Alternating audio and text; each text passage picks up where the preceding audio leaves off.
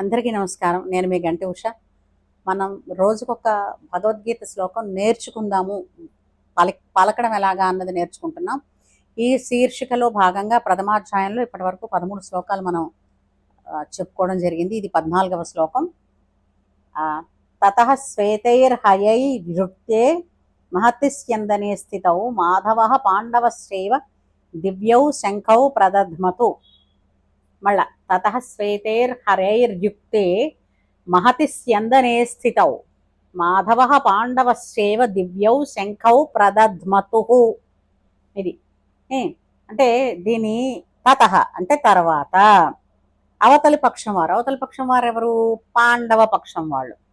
పాండవుల పక్షాన తెల్లని గుర్రాలతో పూంచబడినట్టి, అంటే శ్వేతైర్ హరై అంటే ఏంటి? తెల్లని, హయము అంటే గుర్రం, శ్వేత అంటే తెలుపు. శ్వేతైర్ హయైర్యుక్తే పూంచబడినటువంటి ఎవరున్నారు? తెల్లని గుర్రములను పూంచబడినటువంటి రథం మీద కృష్ణార్జునులు ఉన్నారు. వాళ్ళు ఏం చేశారు? మాధవ పాండవశ్చైవ, మాధవుడు అంటే కృష్ణుడు, పాండవశ్చైవ అర్జునుడు, దివ్యౌ శంఖౌ ప్రదధ్మతు, వారి వారి దివ్యమైన శంఖాలని పూరించారు. ప్రదధ్మతు అంటే ఊదారు అని అర్థం అనమాట. దాన్ని మనం ఏంటంటాం? పూరించారు అంటాం.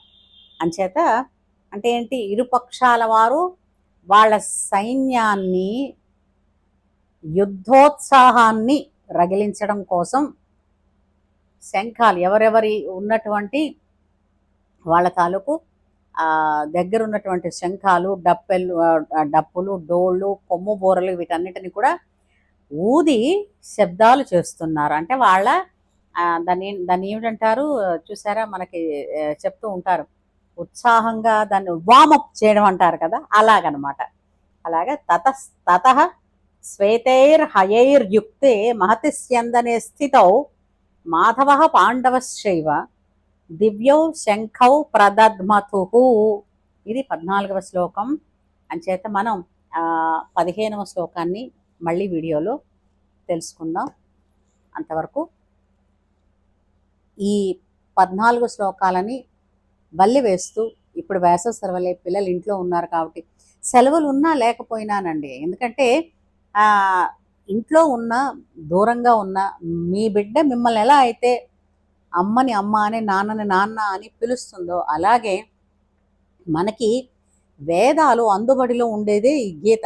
వేద సారమే గీతలో ఉంది.